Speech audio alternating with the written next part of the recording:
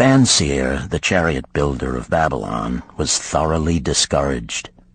From his seat upon the low wall surrounding his property, he gazed sadly at his simple home and the open workshop in which stood a partially completed chariot.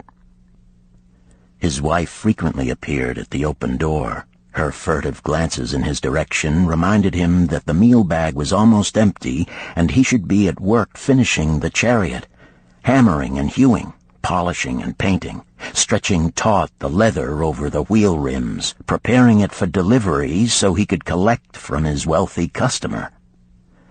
Nevertheless, his fat, muscular body sat stolidly upon the wall. His slow mind was struggling patiently with a problem for which he could find no answer. The hot tropical sun, so typical of this valley of the Euphrates, beat down upon him mercilessly. Beads of perspiration formed upon his brow and trickled down unnoticed to lose themselves in the hairy jungle on his chest. Beyond his home towered the high terraced walls surrounding the king's palace. Nearby, cleaving the blue heavens, was the painted tower of the Temple of Bel.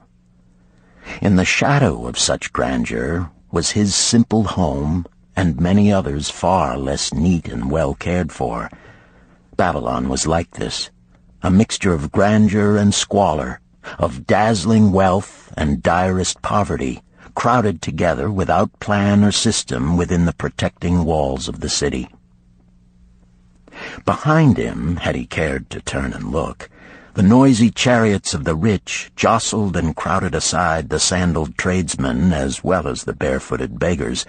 Even the rich were forced to turn into the gutters to clear the way for the long lines of slave water carriers on the king's business, each bearing a heavy goatskin of water to be poured upon the hanging gardens.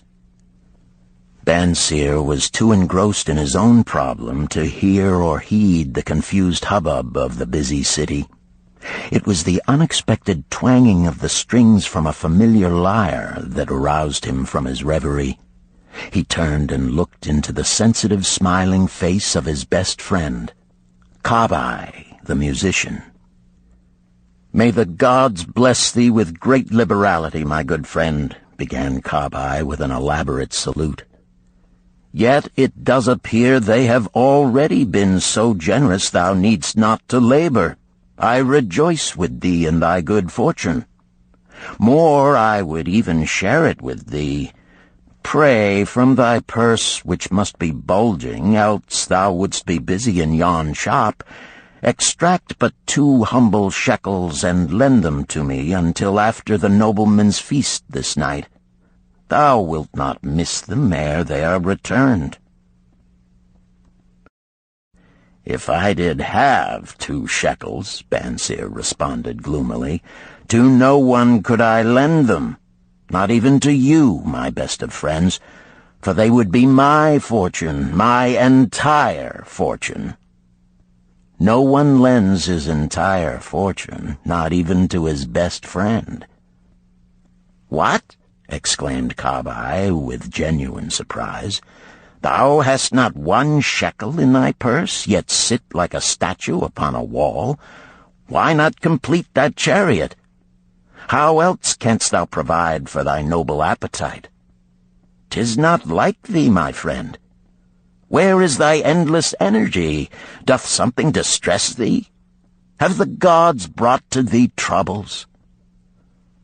"A torment from the gods it must be," Bansir agreed.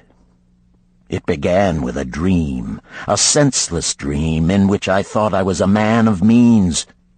From my belt hung a handsome purse, heavy with coins. There were shekels which I cast with careless freedom to the beggars.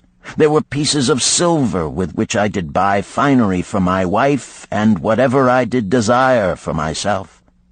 There were pieces of gold which made me feel assured of the future and unafraid to spend the silver. A glorious feeling of contentment was within me.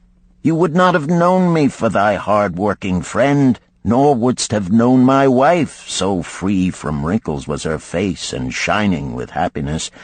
She was again the smiling maiden of our early married days.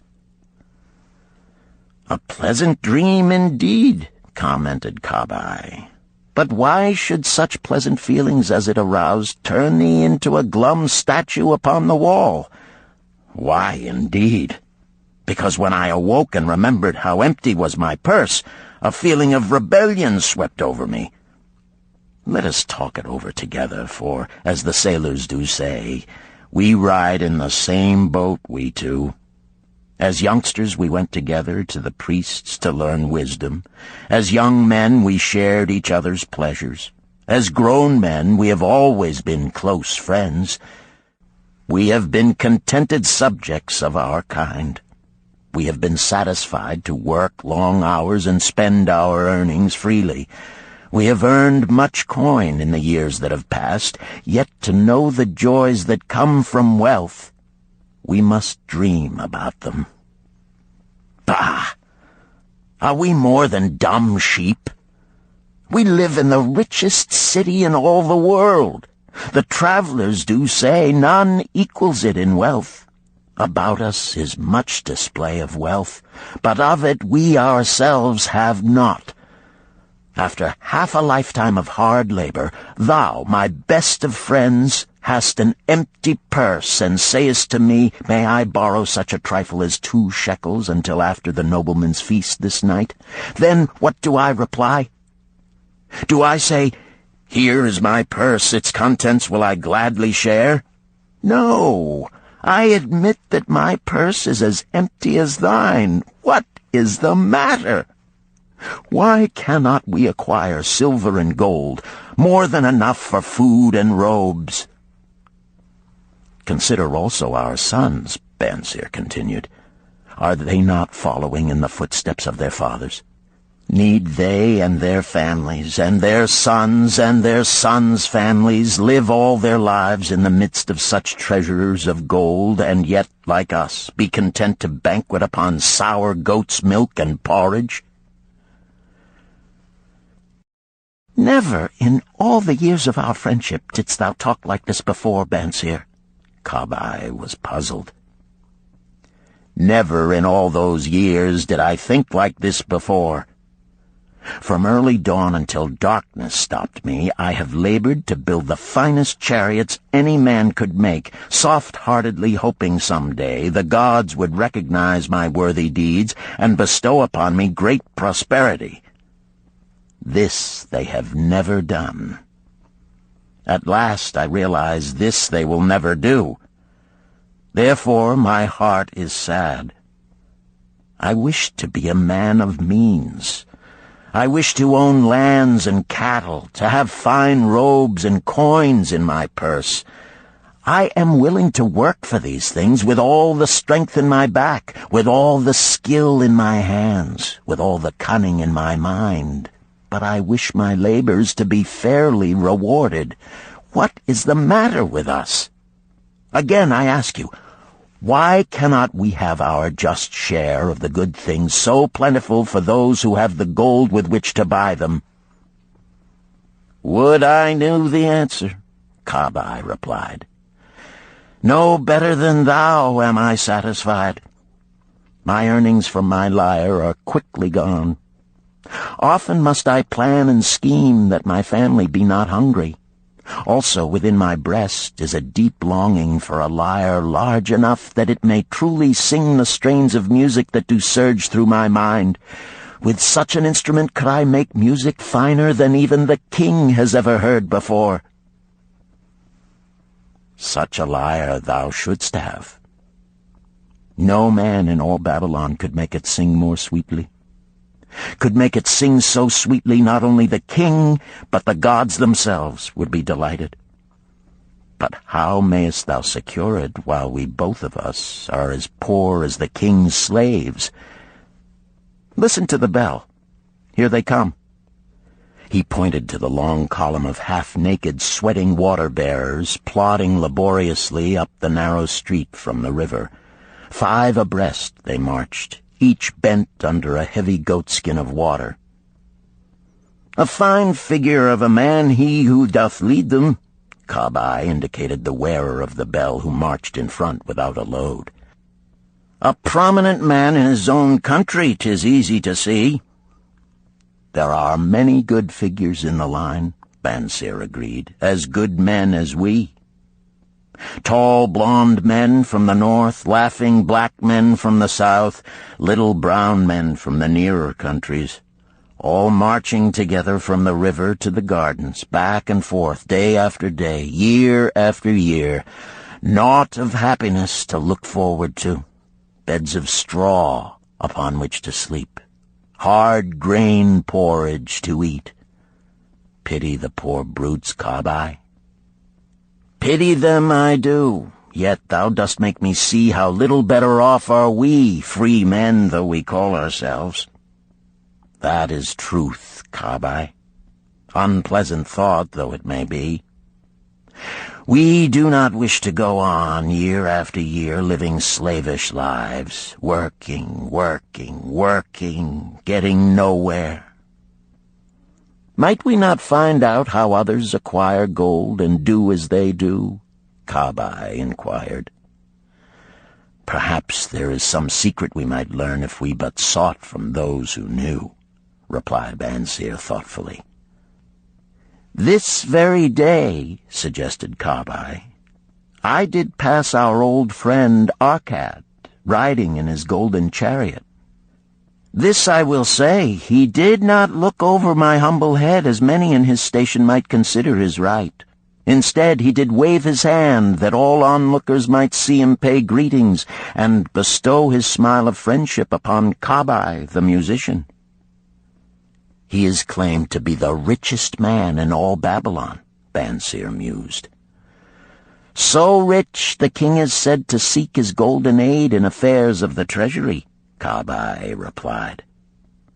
"So rich," Bansir interrupted, "I fear if I should meet him in the darkness of the night, I should lay my hands upon his fat wallet." "Nonsense," reproved Kabai. "A man's wealth is not in the purse he carries. A fat purse quickly empties if there be no golden stream to refill it. Arkad has an income that constantly keeps his purse full, no matter how liberally he spends." "Income, that is the thing," ejaculated Bansir.